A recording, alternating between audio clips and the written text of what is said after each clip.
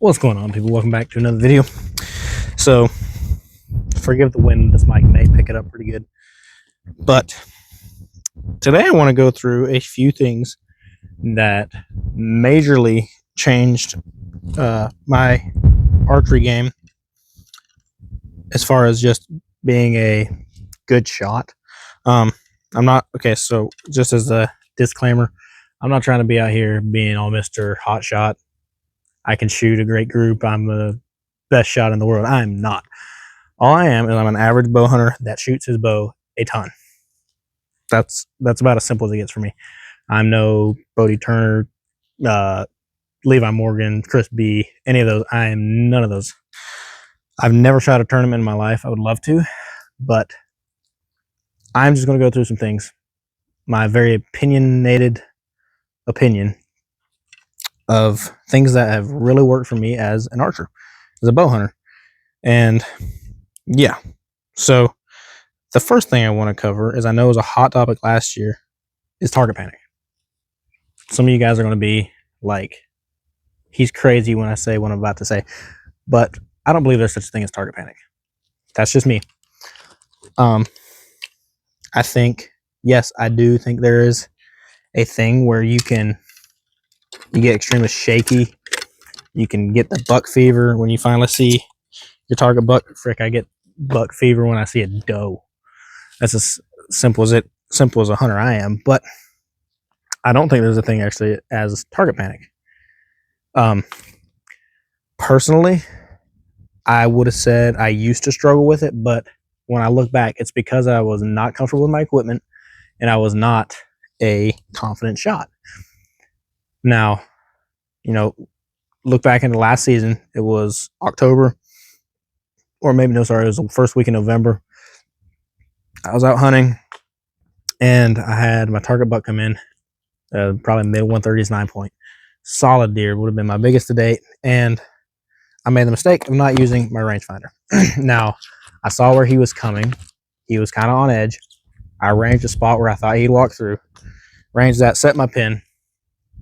He walked through what looked to be a little, probably around the same range, maybe a little farther, when in reality it was the way the hill was where he was standing on.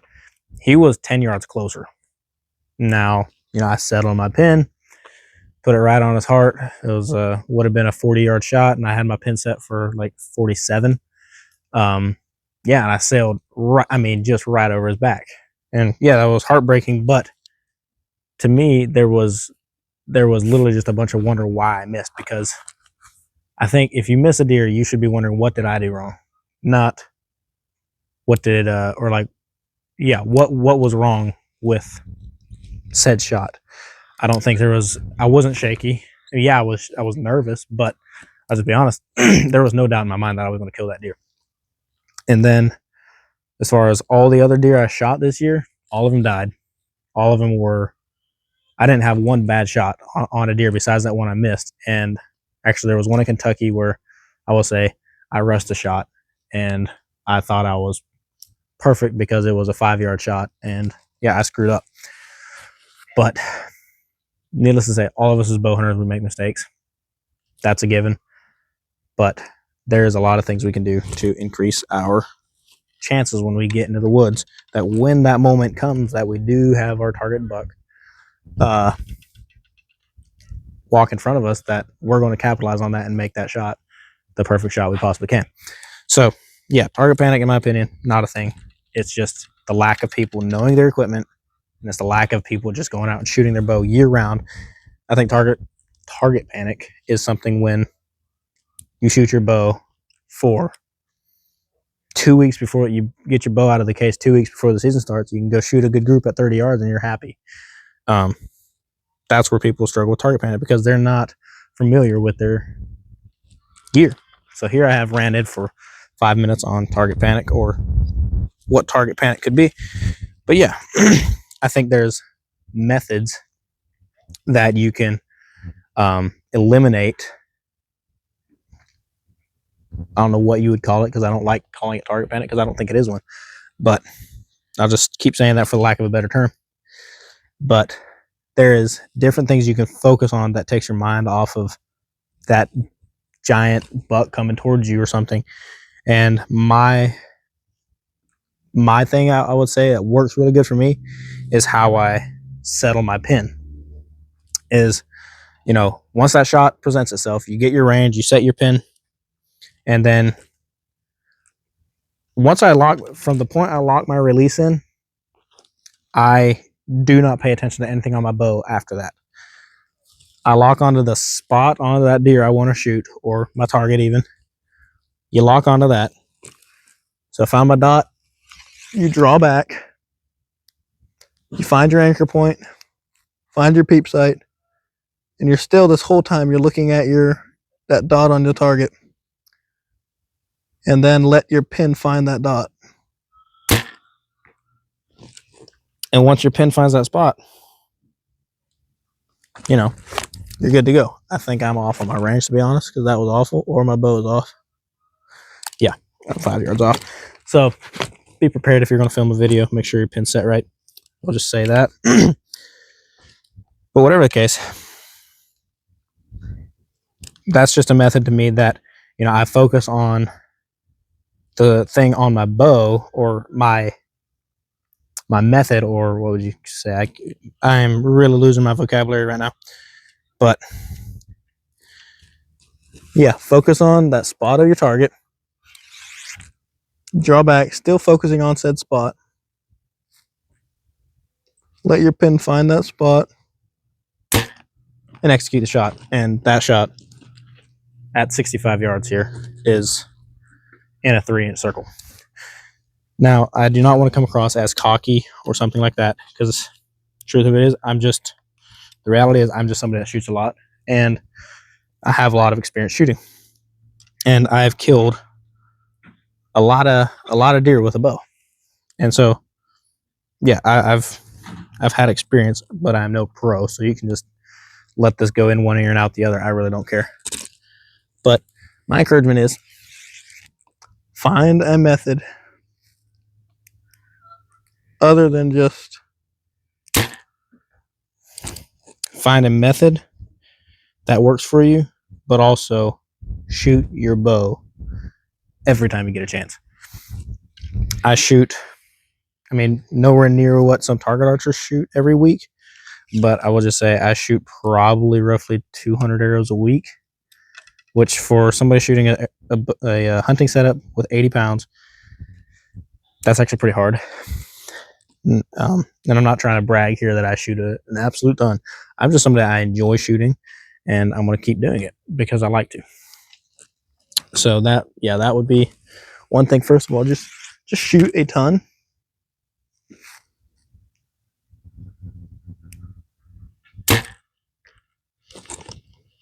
And you're going to find success. Another thing is, I want to cover when people struggle with thinking, okay, why can't I shoot accurately? You know, maybe you do shoot a ton, but you're still shooting a pretty marginal group. Some people probably don't think it comes into play, but honestly, it has a very big effect in your shooting, is how you draw your bow, how fast you fatigue your shoulder. Like, you can, I gotta wait because my dad's over there feeding the chickens, but you can really destroy your shoulder pretty quick in the way you draw your bow. Just an example. Well, should just draw this way. Nobody's over there, so we're good. But when I see people draw their bow like this, you're drawing across your chest, and you're thinking, okay, yeah, littlest movement is possible. Is it really? Like, okay, first of all, when you're doing that, you're coming across, you're coming back up. So your shoulder's already not in the spot it needs to be. When you come over and across, your shoulder naturally settles into its relaxed position to where you're just holding the weight. You're not, no muscle is under tension, still holding that weight. And if you have, I mean, I think my holding weight on this is 16 pounds with an 80-pound draw.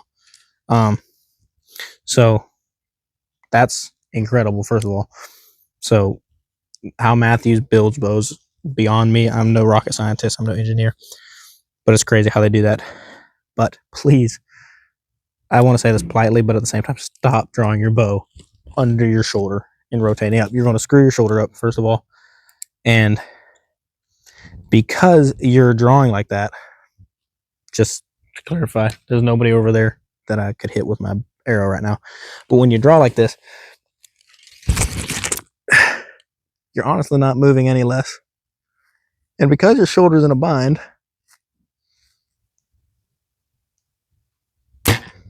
no, I'll say that was a perfect shot, but because your shoulder's in a bind, you're not going to be able to shoot as much because your shoulder's fatiguing faster. You're not going to be able to shoot near as many reps. Now, if you go look at any, and I mean any target archer, how do you think they're shooting 230 arrows a day? You would think you would get worn out so fast. Yes, they're shooting only like 50 pounds, but either way, that's ridiculous, to be honest with you. And that's like 1,600 arrows, or maybe it's not 230 arrows a week. I think it's 1,600 arrows a week. That's mind-blowing to me because I don't shoot that much. But how do you think they're doing it? Look at every one of them. Most of them, of course, are also shooting a thumb button, which changes the way your shoulder and your elbow is positioned. So I think with a thumb button, you're tending to go over anyway. But you never see a target archer pull under their shoulder and come back and settle. It just doesn't work. Your pin's not going to settle as smoothly. If you come over, you can use your momentum. You're pulling back. Man, go look at anything Chris B or Levi Morgan has ever said about it. You draw over your shoulder, and naturally, your pin's already right in line with your target for the most part. So, all I'm saying is, I don't want to be rude, but stop shooting your bow drawing under your shoulder. I can't say that enough because literally you're hurting yourself and it hurts me to watch.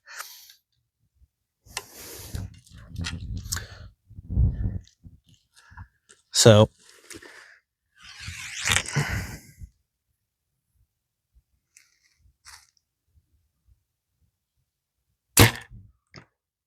another perfect shot. Now, just saying, like I said before, I do not want to come across as cocky, full of myself, and somebody that is ignorant to how other people shoot. All I'm saying is this is how I've learned to shoot, and I would say I can shoot better than the average archer out there. Now, whether these methods work for you or not, that's not up to me to decide. I'm just saying these things work for me amazingly well. I would encourage you to go try them because it can work. So just remember, there's no such thing as target panic. That's you not shooting your bow enough. So go outside, shoot your bow, and just, yeah, shoot your bow. That's all I can say. Is because you look at guys like Levi Morgan or Crispy, or to put it more in a hunting perspective, somebody like Dan from Elk Shape or Lee Lakoski, Josh Bomar. None of these are tournament archers. These are not guys that go shoot for hundreds of thousands of dollars. Sorry, my vocabulary is screwed up. But yeah, these are guys that just go out, they shoot their bow a ton, and they can shoot better groups than even some tournament archers. Some of these tournament archers, all they do is shoot at a piece of paper at 20 yards, and yeah, they can hit a penny-sized dot, which is incredible to me.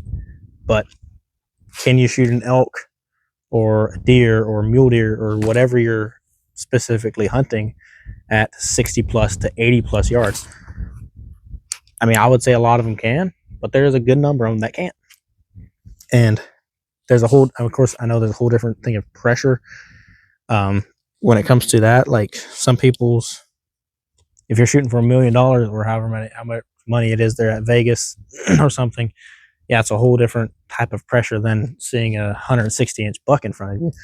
But look at those guys. They shoot their bow a ton, and they have adapted to their style of shooting. Look at hunters, like I just mentioned, a few of them. Those guys don't miss. They do not make bad shots. And that's because they put in a ton of work into their setups. They take time to learn their setups.